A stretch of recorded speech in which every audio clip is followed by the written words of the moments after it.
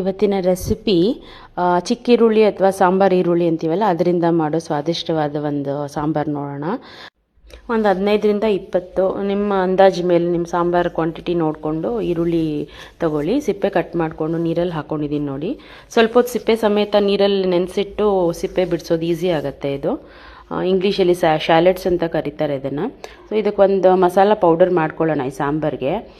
ಕಡಲೆಬೇಳೆ 1.5 ಸ್ಪೂನು, ಉದ್ದಿನಬೇಳೆ 1.5 ಸ್ಪೂನು, ಜೀರಿಗೆ 1 ಸ್ಪೂನು, ಮೆಂತ್ಯ 1/4 ಸ್ಪೂನು, ಒಂದು ಕರಿಬೇವು ಹಾಕ್ಕೊಂಡಿದ್ದೀನಿ ಒಂದು 10ರಿಂದ 15 ಎಲೆ, ಗುಂಟೂರು ಮತ್ತು ಬ್ಯಾಡಗಿ 2 ಸೇರಿ ಒಣಮೆಣ್ಸಿನ್ಕಾಯಿ ತೊಗೊಂಡಿದ್ದೀನಿ, 1 ಸ್ಪೂನ್ ಧನಿಯಾನು ಸೇರಿಸ್ಕೊಂಡಿದ್ದೀನಿ.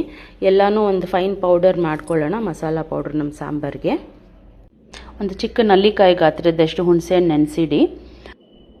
ಈಗ ಒಂದು ಪ್ಯಾನ್ಗೆ ಒಂದು 3ರಿಂದ 4 ಸ್ಪೂನಷ್ಟು ಯಾವುದಾದ್ರೂ ಅಡುಗೆ ಎಣ್ಣೆ ಯೂಸ್ ಮಾಡಿ. ನಾನು ಮಣ್ಣಿನ ಪಾತ್ರೆ ತೊಗೊಂಡಿದ್ದೀನಿ. ಸೊ ನಾವು ತೊಗೊಂಡಿರೋ ಈರುಳ್ಳಿನೆಲ್ಲ ಇದಕ್ಕೆ ಹಾಕ್ಕೊಂಡು ಒಂದು ಸ್ವಲ್ಪ ಬಾಡಿಸ್ಕೋಬೇಕು. ಚೂರು ಉಪ್ಪು ಹಾಕೋತಿದ್ದೀನಿ, ಬೇಗ ಅದು ಚೆನ್ನಾಗಿ ಬೇಯುತ್ತೆ ಅಂತ. ಸೊ ಈರುಳ್ಳಿ ನಿಮಗೆ ಟ್ರಾನ್ಸ್ಪರೆಂಟ್ ಆಗುತ್ತೆ, ಮೆತ್ತಗಾಗುತ್ತೆ. ನೀವು ಹೀಗೆ ಕಟ್ ಮಾಡಿ ನೋಡಿದಾಗ ಅದು ಕಟ್ ಆಗುತ್ತೆ. ಸೊ ಆವಾಗ ಬೆಂದಿದೆ ಅಂತ ಅರ್ಥ ಅದು. ಸೊ ನಾವು ಮಾಡ್ಕೊಂಡಿರೋ ಪುಡಿ ತೋರಿಸ್ತಿದ್ದೀನಿ ನೋಡಿ, ಈ ಕಲರ್ ಮತ್ತು ಈ ಕನ್ಸಿಸ್ಟೆನ್ಸಿಲಿರುತ್ತೆ. ಸೊ ನಾವು ಒಂಚೂರು ಬೇಳೆ ಬೇಯಿಸ್ಕೊಂಡಿದ್ದೀನಿ, ಒಂದು ಚಿಕ್ಕ ಬಟ್ಲಷ್ಟು.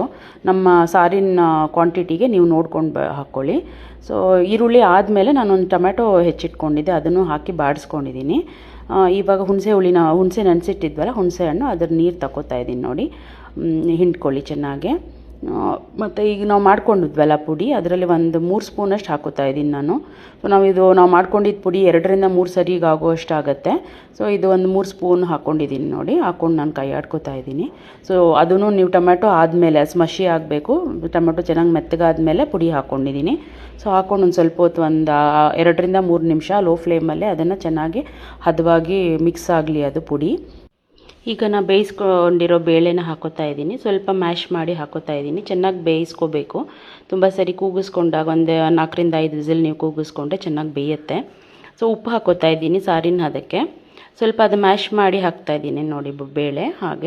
ಹಾಗೆ ಮಿಕ್ಸ್ ಮಾಡ್ಕೊಳ್ಳಿ. ಲೋ ಟು ಮೀಡಿಯಮ್ ಫ್ಲೇಮಲ್ಲಿ ಒಂದು 5 ನಿಮಿಷ ಇದನ್ನು ಚೆನ್ನಾಗಿ ಹೊಂದಿಸ್ಕೋಬೇಕು ಸಾಂಬಾರನ್ನ. ಸೊ ಸಾಂಬಾರಿಗೆ ಒಂದು ಒಗ್ಗರಣೆ ನಾರ್ಮಲ್ ನಾವು ತುಪ್ಪದಲ್ಲೂ ಕೊಡಬಹುದು. ಒಂದು ಸ್ವಲ್ಪ ತುಪ್ಪ ಹಾಕ್ಕೊಂಡು ಸಾಸಿವೆ ಮತ್ತು ಕರಿಬೇವಲ್ಲಿ ಸ್ವಲ್ಪ ಹಿಂಗೆ ಹಾಕೋಬಹುದು, ಗಮ್ಮಂತ ವಾಸನೆ ಬರುತ್ತೆ. ಸೊ ಇದು ಈಗ ಒಂದು ಲೋ ಫ್ಲೇಮಲ್ಲಿ ಒಂದು 2 ನಿಮಿಷ ಹಾಗೆ ಕುದಿಸಿ ಸಾರನ್ನ.